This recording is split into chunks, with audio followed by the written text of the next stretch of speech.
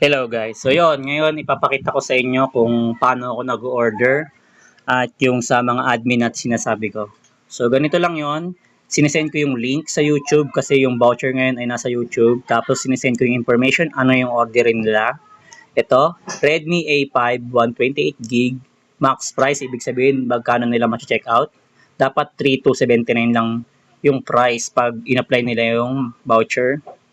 And pag na-receive ko na yung kanilang in-order, napunta na sa bahay ko, babayaran ko sila ng 120 pesos. So, slot, syempre kung ilan lang yung orderin nila.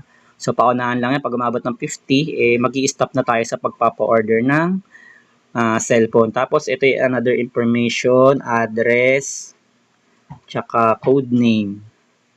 So, yun lang. Silipin natin sa baba kung nakailan na sila. So, ito, yung Redmi, pina-order ko, naka 17 piraso na sila.